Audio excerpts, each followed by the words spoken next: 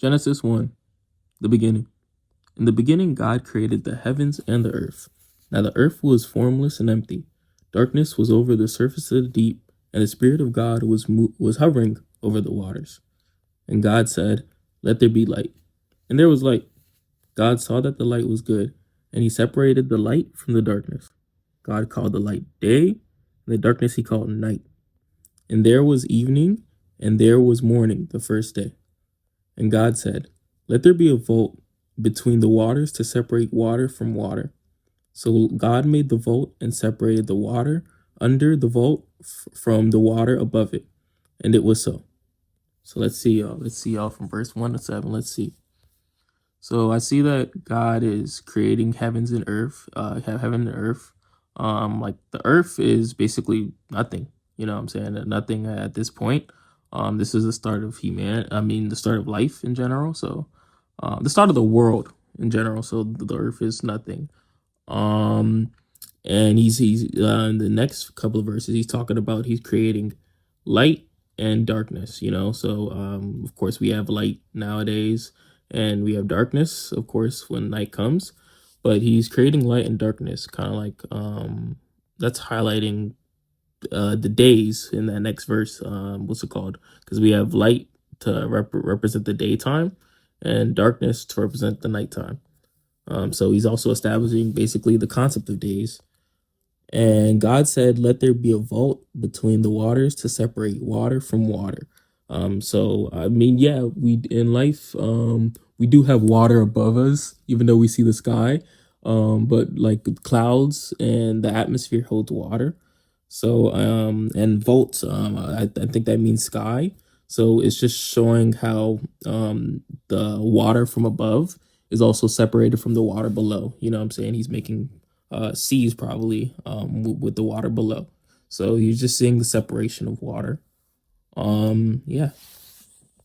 Verse 8. God called the vault sky. Oh, perfect.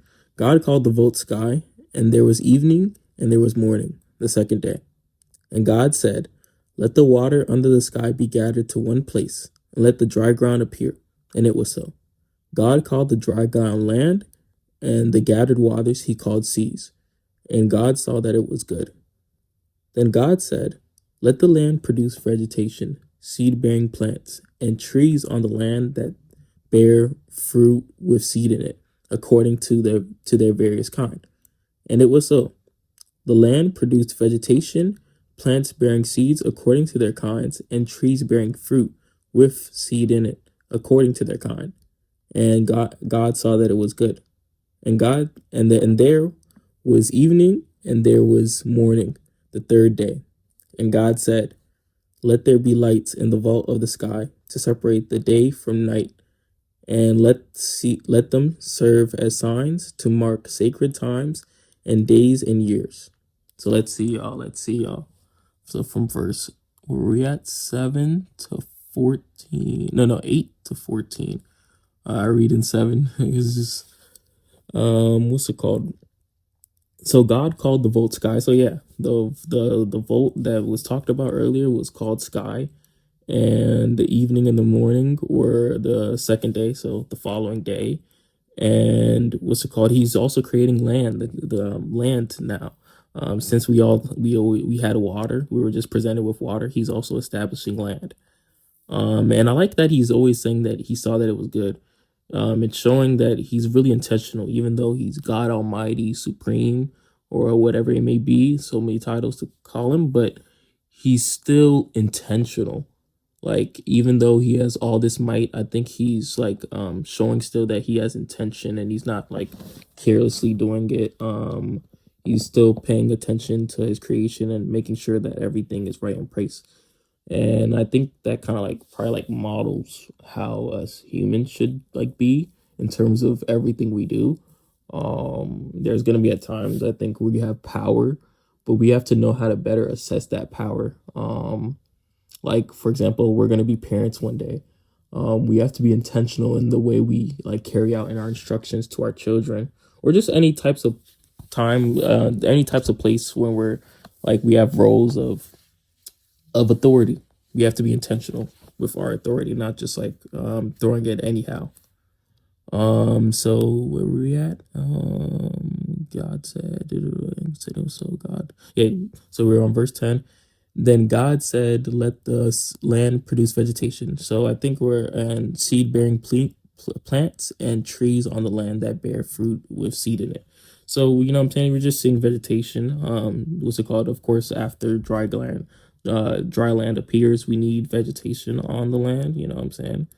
Um, Plants bearing seeds according to their kinds, and trees bearing fruit with seed in it according to their kinds. And you know what I'm saying, each plant that's being created is being specifically created for its kind of plant. um and yeah, that marks the third day. And God said, "Let there be lights in the vaults of the sky to separate day from the night, and let them serve as signs to mark sacred times." So for this, let there be lights in the vault of the sky. I'm thinking it's stars, because that's the only like lights that I really see in the sky. Um, the separate day from the night. So maybe like, because the only separate day from the night, because we don't see stars in the daytime.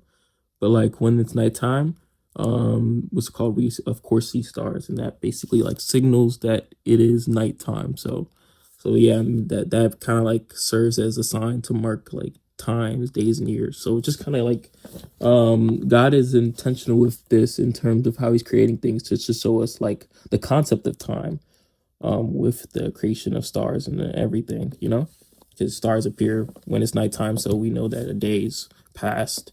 Not just because it's like getting dark, but we also see the stars. Mhm. So we're on to verse 15. "And let them be vault lights in the vault of the sky to give light on earth. And it was so. God made two great lights, the greater light to govern the day, and the lesser light to govern the night. He also made stars. God said, God set them in the vault of the sky to give light onto the earth, to govern the day and the night, and the separate light from darkness. And God saw that it was good. And there was evening, and there was morning, the fourth day. God said, Let the water teem with living creatures, and let the birds fly above the earth across the vault of the sky. So God saw, so God created the creatures, the great creatures of the sea. Bear with me, y'all, as I'm reading.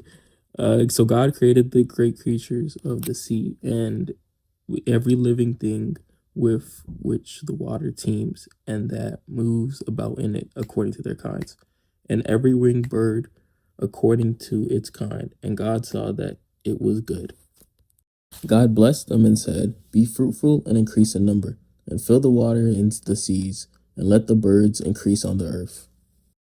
Yeah, so let's go back to verse 15. "And let them be lights in the vault of the sky to give light on the earth. And God made two great lights, the greater light to rule, to govern the day, and the lesser light to govern the night." And I'm attributing this to the sun and the moon. Of course, those are the two great lights that we see daily. Of course, in the daytime, we obviously see the sun. There's no great light that we see apart from that. In opposition, the moon does have like stars around it, but of course, we see it as the greater light there as it's so big. And I think that it's just still highlighting how God's really intentional, because this is also showing us the concept of time, because these are still, when we see them, we know that a day is started or a day is about to be over. So yeah, it's just showing that the concept of time. And what's it called? And we see, and God saw that it was good. He's still confirming that everything that he's doing. He's still, what's it called? Verifying if everything that he's doing is good. And there was evening, and there was morning, the fourth day. And then we're also seeing now like the creation of animals, where you're seeing flying animals, winged animals, because we see that the birds are being created. The birds are created. And we're also seeing sea animals, because we're seeing great creatures of the sea and every little thing with the water, which the water themes and moves about it. So those two. And God saw that it was good. Of course, He's confirming it again. Verse 22. I don't know if we read verse 22 yet, but I think I could, but it's basically saying, God blessed them and said, "Be fruitful and increase in number, and fill the waters and seas, and let the birds increase on earth." So yeah, be fruitful. Of course, that means just to reproduce. Increase in number because of course the world just started, so we of course need those numbers to go up. Okay, verse 23 now. And there was evening and there was morning, the fifth day. And God said, "Let the land produce living creatures according to its kind, according to their kinds, the livestock, the creatures that move along the ground, and the wild animals, each according to its kind." And it was so. God made the wild animals according to their kinds, the livestock according to their kinds, and all the creatures that move along the ground according to their kinds. And God saw that it was good. Then God said, "Let us make mankind in our image, in our likeness, so that they may rule over the fish in the sea and the birds in the sky, over the livestock and the wild animals, and over all the creatures that move along the ground." So God created mankind in his own image. In the image of God, he created them. Male and female, he created them. God blessed them and said to them, "Be fruitful and increase in number, fill the earth and subdue it, rule over the fish in the sea and the birds in the sky, and over every living creature that moves along the ground." Okay. Let's go back to verse 22. Yeah. So, what's it called? Oh, not verse 22. Did I start at 23? Oh, I was supposed to read one more. Well, it's okay. Yeah. So, we saw that was the fifth day for that thing earlier. And okay, and God said, we're seeing the creation of land creatures right now. Of course, we saw water creatures and flying creatures, but we of course need land creatures as we see them today. He's basically giving them the same instruction to basically be fruitful. What's it called? He's probably giving them the same instructions to be fruitful, and he's also creating in the after them. He's creating us. Let us make mankind in our image. So we're basically we reflect God. The way we look, I guess, reflects God, because it says, "Let us make mankind in our in image, in our likeness," and it's also given us dominion over like all these animals. Even though He created the animals before, we're still having dominion over them, because He's saying, "So that they may rule over the fish in the sea and the birds in the sky, and over all livestock." So of course we, you know what I'm saying, what's it called? Even though some of these animals look powerful, like more powerful, some land animals look powerful, I guess we have some type of dominion over them, and you can see it in life because we do have dominion over them. So yeah, and what's it called? He created them, male and female. He created them. Okay, male and female. He created us. You know. And what's it called? It's saying God bless them, be fruitful like the animals. We have to be fruitful. Man and woman come together and we be fruitful and increase in number. Fill the earth and subdue it. Let me see what subdue means actually. Subdue it. Commands humanity. Wait, subdue meaning. To bring under control by force. Okay, subdue it. What's it called? That's basically saying, let me see if in biblical context, what does that mean? Subdue it in terms of biblical concept. Bear with me, y'all. I like to do research because some of these words I've never really seen subdue actually. Commands humanity to bring the earth under control. Okay. Cultivating its resources, restoring proper power. Be fruitful in increasing number, and fill the earth and subdue it. Rule over the fish in the sea, and yeah. Also, I forgot to point out that these last couple of verses that we just read, what's it called? That's just speculation always that what's it called? Was there mankind before Adam and Eve? And when you actually read this Genesis 1 and this whole Genesis 1 chapter, we're seeing that, yeah, God is saying that let us make mankind in our image. I know science has this view that, what's it called? There were humans that emerged in, well, mankind that emerged in Africa, like millions of years ago. And what's it called?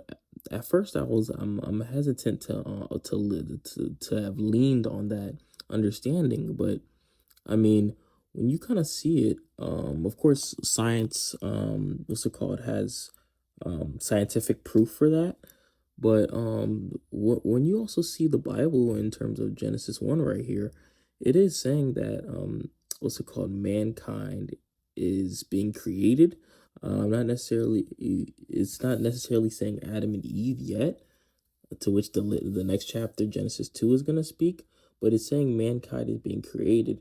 So it could be, that answer to that question could be up for grabs, that mankind could have actually been created um prior to Adam and Eve, just to replenish the earth. And yeah, so yeah, that is a point that, what's it called, that's up, it's a point that's talked about in Christianity a lot. Yeah, was there mankind before Adam and Eve? And now reading this, Genesis 1, yeah, it kind of like really says that, yeah, it kind of says that, like, let us make mankind in our image, in our likeness, so that they may rule over the fish and sea, and be fruitful and multiply. So, and it might just have been that, what's it called, Adam and Eve were just were created in the Garden of Eden. And we're gonna find this, we're gonna hear the story, the whole story with that after. But there might have been, what's it called, mankind, people prior before. But I don't, it's not something that I fixate on, because we, like, it can get me thinking too much on science rather than the Bible. I'm not saying that I'm knocking science, but um it can, like, there are questions that make us want to, like, overthink so much in terms of our faith. But I mean, from what I see, I mean, yeah, it's just not something to fixate on. But yeah. Verse 29. The God said, I give you every seed bearing plant on the face of the earth, on the face of the whole earth, and every tree that has fruit with seed in it, they will also be yours for food. And to all the beasts of the earth, and all the birds in the sky, and all the creatures that move along the ground, everything that has the breath of life in it, I give every green plant for food. And it was so. God saw that God saw all that he had made, and it was very good. And there was evening and there was morning, the sixth day. So yeah, let's see. So yeah, in verse 29, I think that we're basically pretty much seeing, like, what's it called? The right to food. The right to food for humans. We're actually in this time, I see that we're living on vegetation alone. You know what I'm saying? He's saying that every tree that has fruit with seed in it, they will be yours for food. And I think that, the animals, in the earth at the time, are just also eating on vegetation alone. So there's pretty much no killing in this time. Yeah, and I give every green plant for food. So there's pretty much no killing, and everything is just harmony, or everything is just moving harmonious. You know what I'm saying? So yeah. And since this is going to be deemed the Garden of Eden, I'm pretty sure, like, everything was so tasty, and everything, it was just so beautiful. So yeah, and it's wrapping it all up and saying that God saw all that he had made, and it was very good, and there was evening and there was morning, the sixth day. So yeah, Genesis 1 will pretty much sing the creation of all the world. In these 6 days, we're seeing the creation of the world in these 6 days. And with everything that God has done, he's intentional with what he's doing. He's, even though he has so much power, he relinquishes it. He relinquishes it. I'm pretty sure that's the right word. He relinquishes it well. He's intentional of what he's doing. He's not just doing it careless. He's also verifying creation. And he made so much great things. He made us. We're made in his image. He's creating the concept of time. Just a lot of things in this Genesis 1. Just the creation in these 6 days. Amen. Amen. Genesis 1.